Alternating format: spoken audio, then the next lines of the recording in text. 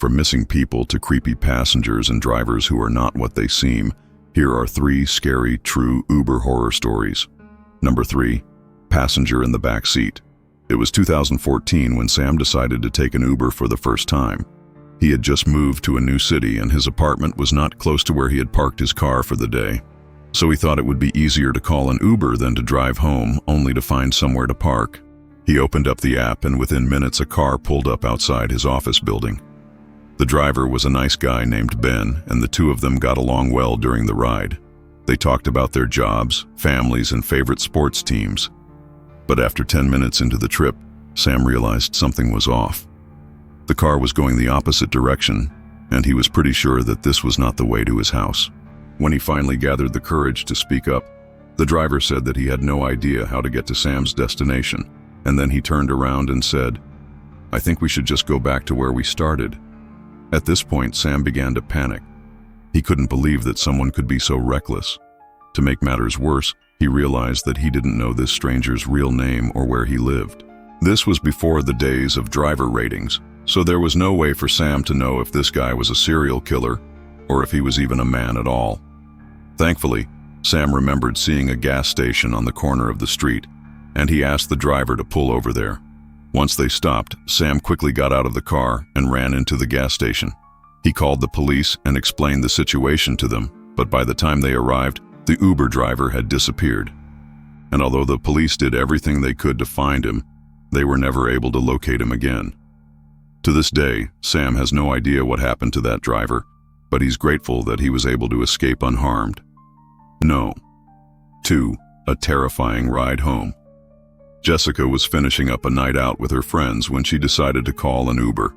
She had been drinking a little bit more than usual and she just wanted to get home without having to worry about driving. As she waited on the sidewalk for her ride to arrive, she noticed that the car that pulled up was a little bit different from what she had expected. It was much older and run down, but she figured that it didn't really matter since she would only be in it for a short while. She got in the car and the driver, who introduced himself as John, was friendly and polite. He helped her with her door and made sure that she was comfortable before starting the engine. Jessica felt like she could trust him and she decided to relax. That's when she noticed something strange. John was driving in the complete opposite direction. She quickly sat up straight and politely asked him to turn around. But instead of responding, he kept driving. Panicked, Jessica tried calling the Uber app for help, but she couldn't get through. The line was always busy. She then tried calling 911, but her call kept getting disconnected. Just when she thought things couldn't get any worse, John pulled over and turned off the engine.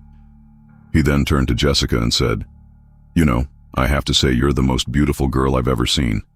I can't wait to take you home." Before Jessica could even respond, John lunged at her and tried to kiss her. She screamed and pushed him away, but he just laughed and told her that she shouldn't resist. Thinking quickly, Jessica grabbed the water bottle from between them and splashed it in John's face. Startled by the sudden burst of water, John backed away from her and Jessica took the opportunity to run out of the car and into the nearest house. When the police arrived, they found John dead in his car from a self-inflicted gunshot wound. It turned out that John had taken his own life after realizing that Jessica had escaped. The police were able to determine that this was an isolated incident and that Jessica had done the right thing by escaping. They also apologized for the delay in response and explained that they had been dealing with a high volume of calls. Jessica was shaken but unharmed, and she credits her quick thinking for saving her life. Number 1. The Hitchhiker. Maria was taking an Uber home from a night out with friends when she noticed something strange. Her driver, who had introduced himself as David, seemed to be driving erratically and ignoring the GPS. When she asked him about it, he responded, "I know a shortcut that will get us there faster." Although she was hesitant, she trusted his judgment and agreed to let him take the shortcut. What Maria didn't realize at the time was that this decision would lead them into a terrifying ordeal. After driving through some dark and deserted roads, Maria and David's car suddenly broke down. She could feel her heart racing as she looked around in the pitch-black darkness, trying to make sense of where they were and why their car had broken down. Suddenly, a man started walking towards them, and Maria's heart sank as she noticed that he was carrying a large knife in his hand. Before she could even react, the man opened the back door of the car and climbed in. When Maria turned to David, she saw a wild look on his face, and he was mumbling incoherently.